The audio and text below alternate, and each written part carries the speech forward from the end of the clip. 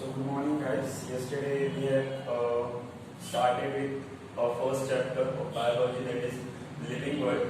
In that we have yesterday covered some points about metabolism or basic principle of life from birth to die. In that various principles have arisen, that are metabolism, afterward responsiveness, afterward reproduction, and many different points that losses its capacity, which it leads to death, life continuity, growth and development. I have explained you about the growth and development, give an example of glucose and all such molecules. Okay. Then I have explained you about the catabolism, anabolism. Catabolism is what? Breaking of one molecule into two components, and anabolism is what? Making a new molecule by assembling two different molecules. म्हणजे दोन different molecules मदतीने एक नवीन component किंवा एक नवीन molecule form करणं. So it is mean, what does it mean? It means anabolism. And when these two reactions combined, it takes place in the body, that process or that reaction is termed as metabolism. Okay, so we have seen different principles, and before that we have go through in a definition of abiotic and biotic components. Biotic means life and abiotic means not life. It means non-living components. Okay, and in this chapter we are going to deal with the living components. Okay, so before starting today's point, or today the point is taxonomic. Today our point is taxonomic aids. Before starting it, I have to go through the definition of biodiversity. Okay, what does the diversity mean? What does the diversity mean? Diversity means variations of the organisms, or variation present in the organisms on the earth depend on the level of classification that includes species, genus, at a species level, at a genus level, at a kingdom level, at a class level, at a order level. In the further chapter, we are going to see in detail about the classification. So there are variations. For example, I am a human being, and there is a comparison done between the human being and the animal. So there is a difference in between the human being and animal. So that difference is termed as diversity. Okay. So when we talk about biodiversity, bio means live organisms present on the earth. Okay. So biodiversity deals with the classification or difference between the organisms present on the earth on basis of what? On basis of genus level, on basis of species level, on basis of kingdom level, and furthermore are present in that. Okay. So taxonomic aids. Okay. Taxonomic. What does it mean? What does the taxonomy means? Taxon means arrangement. Okay, arrangement or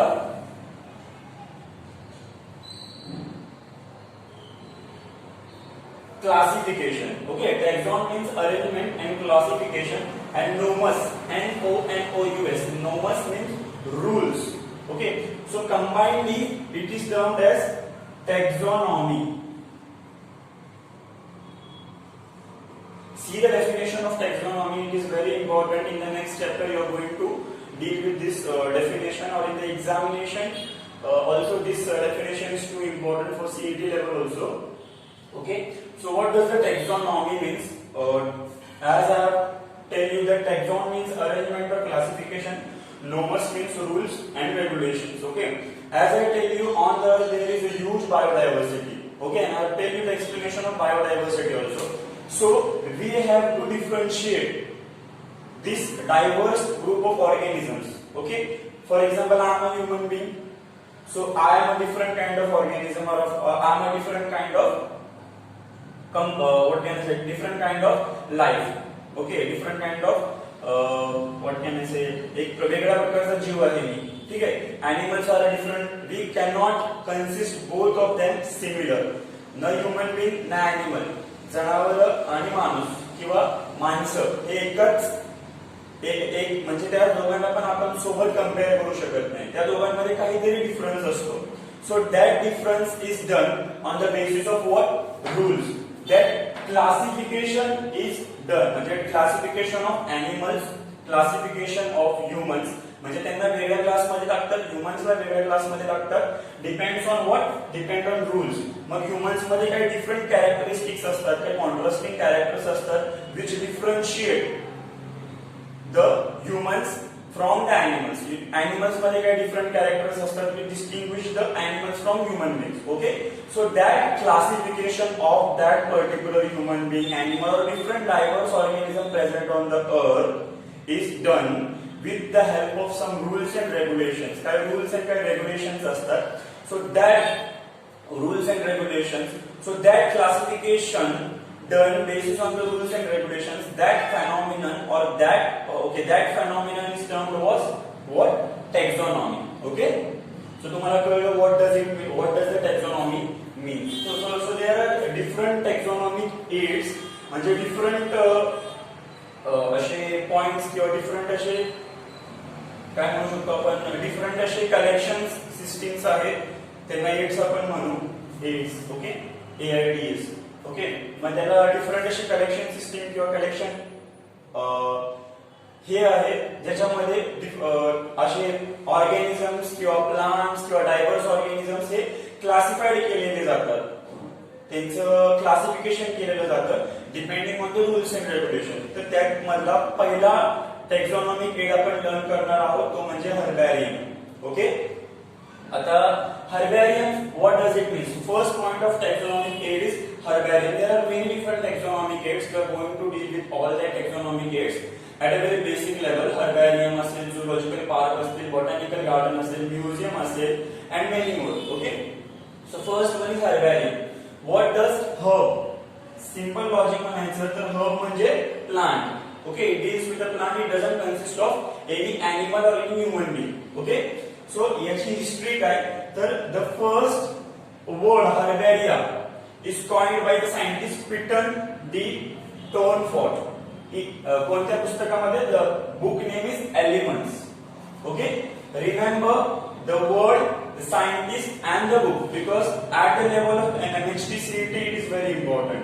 Okay, further तुम्ही जेव्हा 12th ला जाल आतापासून सवय करून घ्यायची की हा वर्ड कसा इनिशिएट झाला, या वर्डला कोणत्या सायंटिस्टने इनिशिएट केलं किंवा कॉइन केलं, तर कोणत्या बुक मध्ये पहिला याचा रेफरन्स आला, म्हणजे तुम्हाला हेल्प होते फर्दर 12th मध्ये MHT CET देण्यासाठी, कारण की याच्यामध्ये हे प्रश्न विचारले जातात. Okay, so the first herbaria, the word is coined by Kiran Townford in the book Elements. And first the herbarium या वर्ड किंवा ह्या आर्टला इनिशिएट कोणी केलं, ठीक आहे, ह्या आर्टला इनिशिएट केलं by the scientist name Luca Ghini. Okay, तुमच्या पुस्तकामध्ये त्याचं एज पण दिले 1456 समवॉट, 1456. 1 मिनिट.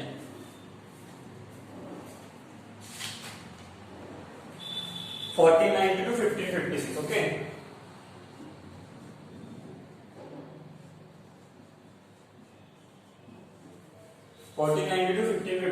रिमेंबर अशा पॉइंटवर जर तुम्ही नोट्स काढले तर तुम्हाला नोट्सचं तुम्हाला इलॅबोरेशन करता येतं. ओके, म्हणजे तुम्ही त्या नोट्सचं सेंटेन्स फॉर्म करू शकता. जर कोणी डेफिनेशन एक्झाम मध्ये suppose you ask the definition herbarium, the herbarium is one of the taxonomic aid, आणि त्याच्यामध्ये काय काय असतं, हा वर्ड कुणी इनिशिएट केला. हर्बॅरियम ही आर्ट एक प्रकारचं कलेक्शन आहे, ते कुणी इनिशिएट केलं, त्या सायंटिस्टचं नाव. Okay, now what does the herbarium means. ठीक आहे, आता मी जसं सांगितलं हर्ब हा शब्द प्लांटशी रिलेटेड असेल. ओके, प्लांटशी डील करत असेल. So you should know what does the herbarium means. हा कन्सेप्ट काय आहे, हा फेनॉमिनन काय आहे. So herbarium is nothing but it is a dried plant.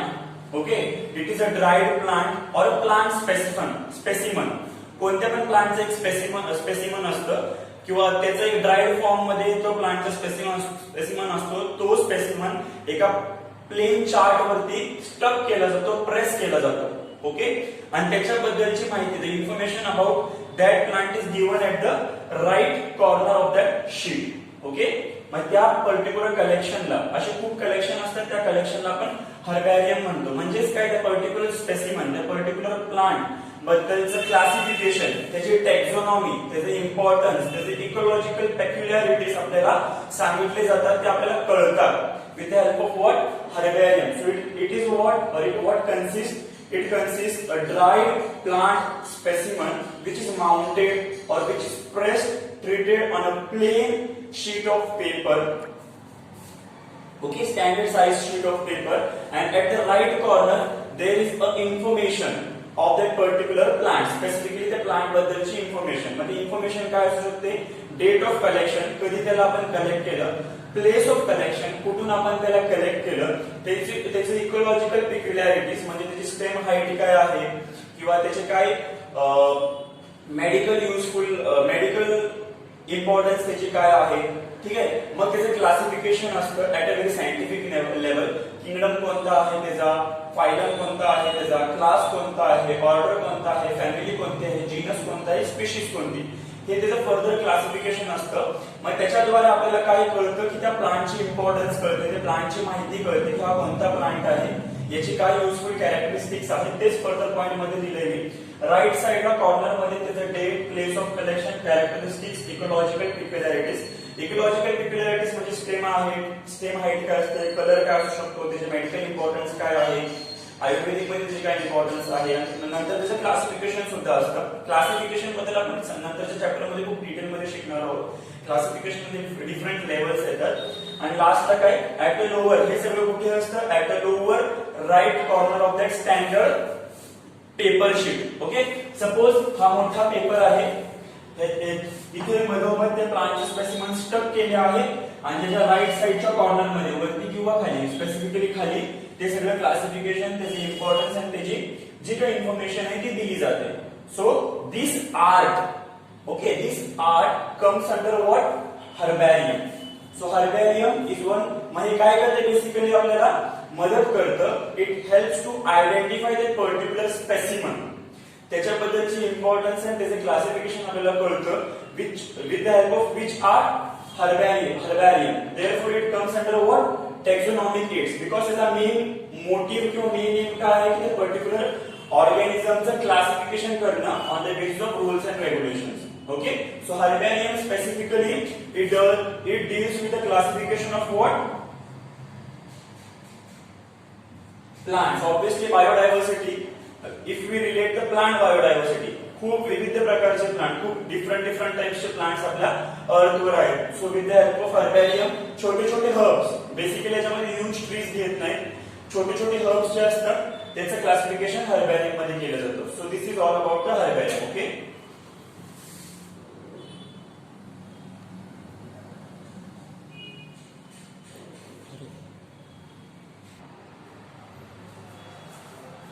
So आता आपण हर्बॅरियम मध्ये बद्दल पाहिलं. It is one of the taxonomic aid. The second one in taxonomic aid is botanical gardens. Okay, herbarium is one of the taxonomical aid. हे basically herbs किंवा छोटे प्लांट्सच्या classification सोबत डील करतं. There is something taxonomical aid, some of the taxonomical aid, there should be some of the taxonomical aid which can classify or which can give the information about the big trees. म्हणजे मोठ्या झाडांबद्दल सुद्धा आपल्याला information असले पाहिजे, बरोबर. त्याचे classification सुद्धा आपल्याला माहिती असले पाहिजे, त्याची इन्फॉर्मेशन सुद्धा आपल्याला माहिती असली पाहिजे. तर त्यासाठी the one of the taxonomical aid is present, that is botanical gardens. Okay, so botanical gardens मध्ये काय केलं जातं, प्लांट्स ऑफ डिफरंट व्हरायटीज. ठीक आहे, डिफरंट व्हरायटीज मध्ये डिफरंट प्लांट्स येतात. म्हणजे आंब्याचं असू शकतं, फळांचे झाडं असू शकतात, मेडिसिनल झाडं असू शकतात, आयुर्वेदिक झाडं म्हणजे medicinal Ayurvedic obviously one of एकच टाइपचे, पण फळांची, फुलांचे झाडं असू शकतात किंवा फ्रुट्स, फ्लावर्स, मेडिसिनल यूज किंवा व्हेजिटेबलची झाडं असू शकतात. असे different varieties of plants are grown in the botanical gardens. Okay, मग असे डिफरंट प्लांट्स हे डिफरंट स्पेसिफिक एरियाज मध्ये ग्रो होतात बेसिकली. म्हणजे आंब्याचं झाड असेल तर त्याला एक स्पेसिफिक एरिया लागते, स्पेसिफिक सॉइल लागतं, स्पेसिफिक एअर लागते, एक स्पेसिफिक अमाऊंट ऑफ वॉटर लागते. तसंच व्हेजिटेबलचं झाड असेल तर त्याला specific amount of water again specific amount of soil लागतं, म्हणजे स्पेसिफिक टाइप ऑफ सॉइल. सॉइलचे पण म्हणजे मातीचे पण खूप डिफरंट प्रकार असतात. आंब्याच्या झाडाला तशी माती लागते, फळांच्या झाडाला वेगळी माती लागते, परत भाज्यांच्या झाडांसाठी वेगळी माती लागते, काळी माती, तांबडी माती, तुम्ही पाहिलं असेल, brown soil, black soil I mean, okay, clayey soil, loamy soil, असे डिफरंट प्रकारचे सॉइल्स असतात. बेसिकली अशी काही झाडं असतात जे आपण समुद्र किंवा नदी किनारीच पाहतो, नदीच्या काठीशीच आपण ती झाडं पाहतो ग्रो झालेली. ठीक आहे, तुम्ही कधी नदीवर गेला असेल तर तुम्ही बीचवर पाहाल वेगवेगळ्या प्रकारची झाडं फक्त आपल्याला तिथेच दिसतात, दुसरीकडे दिसत नाही, कुठल्या दुसऱ्या फील्ड मध्ये दिसत नाही, दुसऱ्या कुठल्या रानामध्ये दिसत नाही, बरोबर. मग त्या झाडांसाठी किंवा त्या ट्रीज साठी ते स्पेसिफिक सॉइल, तो स्पेसिफिक ऑरा किंवा तो स्पेसिफिक एन्व्हायरमेंट, ती स्पेसिफिक सराउंडिंग इम्पॉर्टंट असते ग्रो होण्यासाठी. ठीक आहे, मग ती स्पेसिफिक एन्व्हायरमेंट, ती स्पेसिफिक सॉइल ग्रो, ती स्पेसिफिक सॉइल त्या बॉटॅनिकल गार्डन मध्ये दिली जाते, जेणेकरून ते स्पेसिफिक झाडं त्या एन्व्हायरमेंट मध्ये ग्रो होऊ शकतात. ओके, मग त्याला आपण काय म्हणतो, इन विवो म्हणजे इन लॅब. ठीक आहे, म्हणजे ही झाडं कुठे ग्रो होतात, इन लॅब.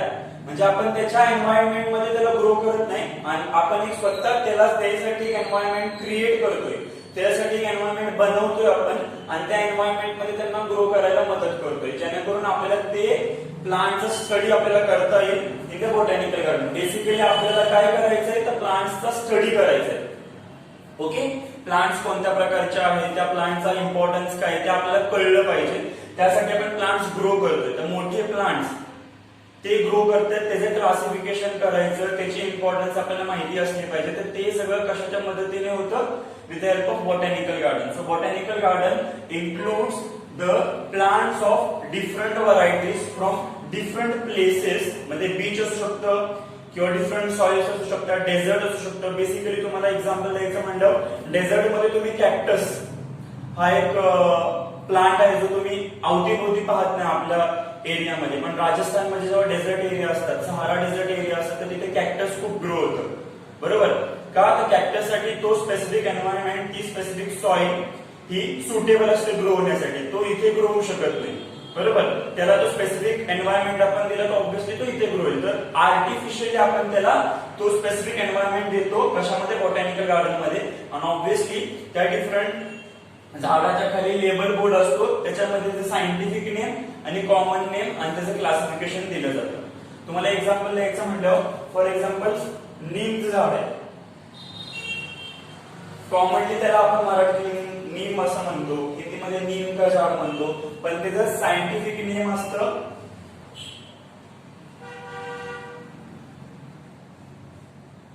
ऍझाडिरेक्टा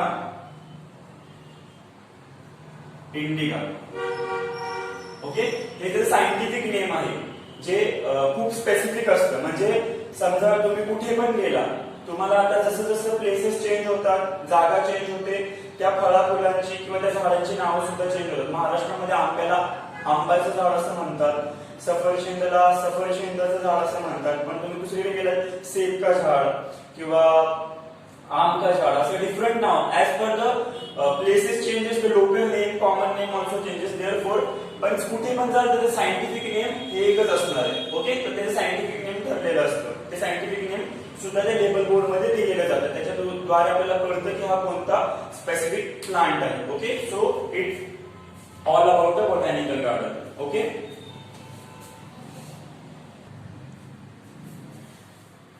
मग आतापर्यंत आपण टेक्झॉनॉमिकल एड्स मध्ये दोन डिफरंट टेक्झॉनॉमिकल एड्स पाहिले, herbarium and botanical gardens, which both of them deals with plants and trees. Okay, the third one is the third one taxonomical aid is museum. आता museum मध्ये काय असतं, तर म्युझियम मध्ये basically live form मध्ये काही काय असतात, पण बेसिकली हे डाईड फॉर्म मध्ये किंवा मॉडेल फॉर्म मध्ये ऑर्गॅनिझमचा मॉडेल प्रेझेंट असतो. ओके, म्हणजे डिफरंट ऑर्गॅनिझम्स, डिफरंट प्लांट्स, त्यांची बॉडी, त्यांचे स्केलेटन, त्यांची बॉडी जार्स मध्ये स्टोअर केली जाते, प्रिझर्व केली जाते, आणि त्या जार मध्ये काय असतं, फॉर्मॅलिन किंवा फॉर्मॅलिडिहाइड of 10 to 40%.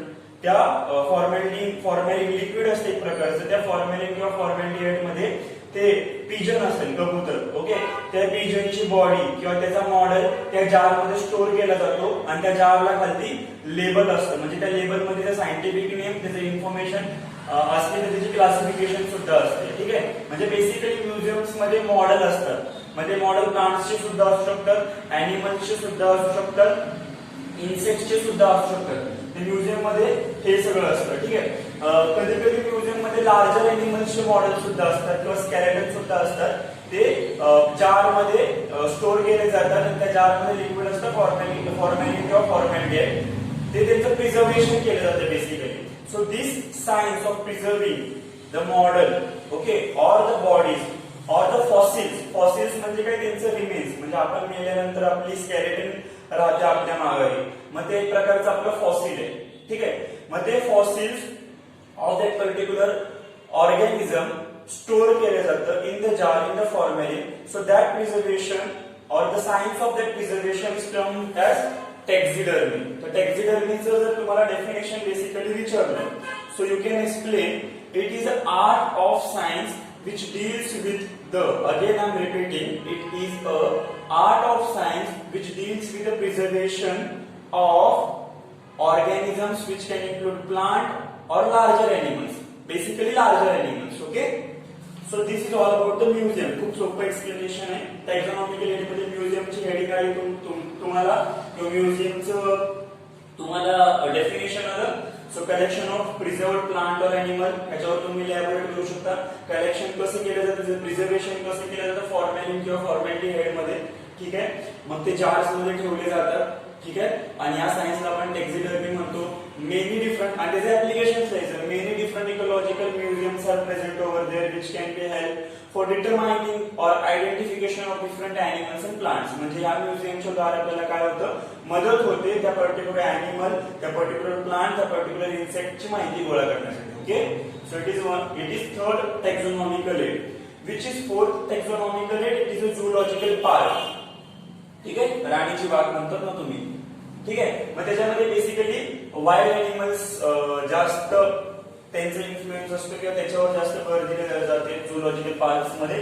Many different wild animals are kept in captivity. वाघ असेल किंवा कोणतेही डिफरंट ऑर्गॅनिझम असेल, त्याला त्याचं नॅचरल हॅबिटेट देतात. फॉर एक्झाम्पल वाघ असेल तर वाघाला मोकळं रान लागतं, बरोबर. मग असं भिंत बांधतात बेसिकली. मध्ये कॅप्टिव्हिटी म्हणजे स्पेस असतो, डीप असतो, त्याला काय म्हणू शकतो आपण, मराठी सांगता नाही, असं कळाच्या नंतर खाली असं कॅप्टिव्हिटी असते ना, म्हणजे उतार असतो ज्याच्याद्वारे तो किंवा ज्याच्यामुळे तो बाहेर येऊ शकत नाही. सो अशा कॅप्टिव्हिटी मध्ये वाईल्ड अॅनिमल्सला स्टोर केलं जातं किंवा ठेवलं जातं आणि त्यांना त्यांचं नॅचरल हॅबिटेट दिलं जातं. मगरमच्छ तर त्याला असा पॉन्ड क्रिएट केला जातो. त्या पॉन्ड मध्ये वॉटर असतं, अवतीभोवती थोडेफार ग्रासेस असतात, ते त्याला नॅचरल हॅबिटेट असतं त्याच्यासाठी. मग तो त्याच्यामध्ये त्याला ठेवला जातो. मग त्याचं प्रिझर्वेशन तर म्हणता येणार नाही, त्यांना त्यांच्या नॅचरल हॅबिटेट मध्ये ठेवलं जातं. Live organisms basically. Okay. Live animals. आणि हे सगळं इन सिटू केलं जातं. मग अशी तुम्ही इन विवो पाहिलं. इन विवो म्हणजे in laboratory. Okay. In Situ म्हणजे ऍट दॅट साईट. ठीक आहे. म्हणजे मगरमच्छ असेल तर ती त्याची साईट, परत वाघाची असेल तर त्याची साईट, परत हिरण असेल, अँटिलोप्स तर त्यांची साईट म्हणजे त्यांचं हॅबिटेट, त्यांचं एन्व्हायरमेंट म्हणजे इन सिटू. ठीक आहे. ते क्रिएट केले जातात, त्यांना तिथं ठेवलं जातं आणि त्यांचे स्टडी केले जातं. म्हणजे त्यांचे हॅबिटेट स्टडी केलं जातं. ते कधी जेवतात, कधी खातात, कधी पितात, कोणत्या सीझन मध्ये त्यांचं रिप्रोडक्शन होतं आणि कोणत्या सीझन मध्ये त्यांनी बाळांना जन्म देतात, ते सगळं स्टडी केलं जातं. त्याच्याद्वारे आपल्याला कळतं, आपल्या इन्फॉर्मेशन भेटते आपल्याला की त्यांचं सीझन कोणता, रिप्रोडक्शनचा, मेटिंगचा, त्यांचा सीझन कोणता आहे, बाळांना जन्म देण्याचा, ओके, बर्थ देण्याचा, त्यांना काय खायला जास्त आवडतं, काय प्यायला जास्त आवडतं, पाणी खाण्यामध्ये ते काय काय खाऊ शकतात, असं आपल्याला इन्फॉर्मेशन त्यांच्याबद्दल गॅदर करायला मदत होते. ठीक आहे. सो मग त्याच्यामध्ये रेकॉर्ड ठेवले जातात. मग रेकॉर्ड फ्लोरा, मोनोग्राफ्स, कॅटलॉगच्या मदतीने रेकॉर्ड ठेवतात. मोनोग्राफ काय आहे, मोनोग्राफ्स हे एक प्रकारचं एका स्पेसिफिक स्पीशीजला आयडेंटिफाय केलं जातं, त्याला क्लासिफाय केलं जातं, त्याच्याबद्दलची इन्फॉर्मेशन आपण गोळा करतो, ते अंडर येतं मोनोग्राफच्या. आणि flora at a specific time. Okay. Specific time म्हणजे specific area of time. Okay.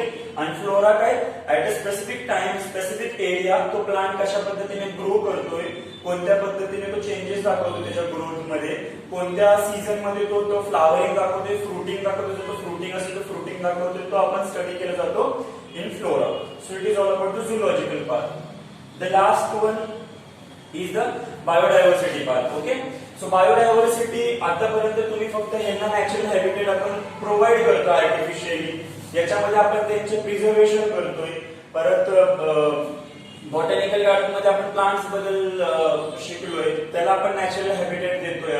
परत हर्बॅरियम मध्ये आपण फक्त स्पेसिमेन स्टिक करतोय एका पेपर वरती किंवा स्टँडर्ड शीट वरती, त्याच्याबद्दल राईट साइडला इन्फॉर्मेशन देतोय. पण biodiversity park is one of the large, म्हणजे या सर्वांचं कंपोजिशन किंवा सर्वांचे एकत्रीकरण म्हणजे बायोडायव्हर्सिटी पार्क. त्याच्यामध्ये बॅरन लँडस्केप असतं, म्हणजे खूप मोठी जमीन असते जी युजफुल नसते किंवा दान केलेली असते कुणीतरी.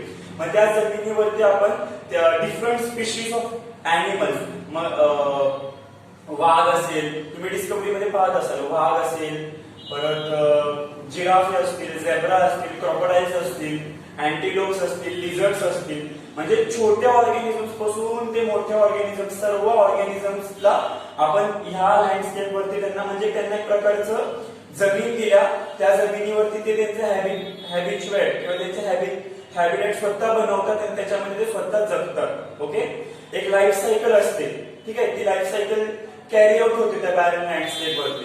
वाघ प्रोड्युसर, कन्झ्युमर, डेव्हलपर, तुम्ही ते पाहिलं असतील. मग ती ऑब्व्हियसली ती सायकल खूप युजफुल आहे लाईफ कॅरी आउट करण्यासाठी. एक बॅरन लँडस्केप दिलं जातं, त्या बॅरन लँडस्केप वरती त्यांना त्यांचं नॅचरल हॅबिटेट फॉर्म केलं जातं, त्यांना त्यांची प्रोजिनी, त्यांचं जे जनरेशन आहे ते कंटिन्यू केलं जातं. मग त्याचं तुम्ही डेफिनेशन सायंटिफिक लेवलवर काय देऊ शकता? Ecological assemblage. इकोलॉजी म्हणजे काय? It consist of plants, animals, insects, all everything present on the अर्थ. ओके, असेंबलेज म्हणजे एकत्रीकरण. Ecological assemblage of self sustaining species, म्हणजे ते सेल्फ सस्टेनिंग म्हणजे काय? स्वतःला सस्टेन करतात, कंटिन्यू करतात, जगवण्याचा प्रयत्न करतात species on a baron landscape. Baron म्हणजे असे जमीन असते, बॅरन म्हणजे डिग्रेडेड, जे युजफुल नसतं. ओके, मग त्याचं डेफिनेशन काय? इकोलॉजिकल असेंबलेज, कळलं, of self sustaining species. Self sustaining मध्ये खूप डिफरंट स्पीशीज येऊ शकतात, स्मॉल पासून लिझर्ड, माईस, परत जे आपल्या एन्व्हायरमेंट मध्ये दिसत नाही, एलिफंट, त्याच्यानंतर टायगर, लेपर्ड, जॅग्वा, हे डिफरंट सेल्फ सस्टेनिंग स्पीशीज आहेत ऑन अ बॅरन लँडस्केप. ठीक आहे, मग त्याच्यामध्ये एक्झाम्पल तुम्ही डिफरंट देऊ शकता ह्याच्यामध्ये बायोडायव्हर्सिटी पार्क मध्ये. मग त्याच्यामध्ये आपल्या पुस्तकाचं एक्झाम्पल घेतले मी, late Uttamrao Patil biodiversity park at Guregaon, Mahabaleshwar. तुम्ही डिस्कवरी मध्ये पाहत असाल, एखाद्या टायगरचा आपल्याला हॅबिटेट, त्याची लाईफ आपल्याला स्टडी करायची असेल, डॉक्युमेंटरी बनवली जातात डिफरंट झूलॉजिकल एक्सपर्ट कडून. झूलॉजी जे शिकतात, झूलॉजीचे प्रोफेसर असतात, त्यांना एखादा ऑर्गॅनिझमवर पीएचडी करायचं असेल तर त्या ऑर्गॅनिझमचा स्टडी केला जातो. फॉर एक्झाम्पल कोणाला वाघावर पीएचडी करायचं असेल तर त्याचा हॅबिटेट, त्याचं ब्रीडिंग टाइम, त्याचं रिप्रोडक्शन टाइम, त्याचं फीडिंग टाइम, सगळं लाईफचे कॅरेक्टरिस्टिक त्याला त्याचा स्टडी करायचं आहे. तर कोणत्या पण बायोडायव्हर्सिटी पार्क मध्ये त्याला त्याचा मॉडेल भेटतो, तो त्याच्या पार्क मध्ये फिरत राहतो, कुठे पण जातो, जो ज्याला स्टडी करायचा आहे तो त्याला फॉलो करतो, नोट डाऊन करतो, त्याच्यावरती डॉक्युमेंटरी बनवतो आणि सबमिट करतो. हा यूज आहे बायोडायव्हर्सिटी पार्कचा. So this is all about the taxonomic aids in our chapter. Okay, so कळलं. शेवटचा पार्ट आहे की, ती मी एक्सप्लेन नाही केलं, ते सोपं आहे. की म्हणजे काय? ते एक प्रकारचं टेक्झोनॉमिकल एड किंवा एक प्रकारची क्लासिफिकेशन, ज्याच्याद्वारे आपल्याला कळू शकतं किंवा आपण त्या ऑर्गॅनिझमला आयडेंटिफाय करू शकतो. ठीक आहे, पुढे तुम्ही क्लासिफिकेशन मध्ये पाहणारच आहात. फॉर एक्झाम्पल देण्यासाठी आता त्याच्यामध्ये तुम्ही पाहिलं असेल खूप प्रकारचे किंगडम असतात. Kingdom animalia, kingdom plantae, kingdom monera, kingdom eukaryota, kingdom protista. Okay, तुम्ही पुढच्या चॅप्टर मध्ये त्यासोबत डील करणारच आहात. तर की मध्ये काय? आता सपोज मी ऑर्गॅनिझम आहे, तर मी येतोय अंडर किंगडम ॲनिमलिया. ओके, आता ॲनिमलियाच्या अंडर मी येतोय, मला की भेटल्या काय, तर मी ॲनिमलियाच्या अंडर येतोय, म्हणजे मी आयडेंटिफाय होतोय की मी प्लांटी किंवा प्रोटिस्टा किंवा युकॅरियोटाच्या अंडर नाही, तर मी किंगडम ॲनिमलियाचे. म्हणजे की एक खूप डिफरंट प्रकारचे, की एक प्रकारचा आयडेंटिफिकेशन फॅक्टर आहे, ज्याच्या मदतीने आपण ओळखू शकतो की तो पर्टिक्युलर ऑर्गॅनिझम, तो पर्टिक्युलर इंडिव्हिज्युअल कोणत्या किंगडमच्या, कोणत्या स्पीशीजच्या, कोणत्या जीनसच्या अंडर येऊ शकतो. ओके, कीचं डेफिनेशन आलं तर फक्त एवढं सांगायचं, it is one of the identification factor which help us to identify the particular organism. So it can be kingdom, it can be species, it can be any of the factor. Okay. म्हणजे पहिल्या lesson बद्दल सगळं काय होतं. तुम्हाला काही doubts काही queries असतील तर तुम्ही मला पर्सनली कॉन्टॅक्ट करू शकता. सो फर्स्ट लेसन आपला संपला. याचे इम्पॉर्टन्स किंवा याचे काही क्वेरीज असतील, याचे काही प्रॉब्लेम्स असतील मी तुम्हाला नेक्स्ट लेक्चर मध्ये देईल, ते तुम्ही सॉल्व्ह करा. Thank you so much.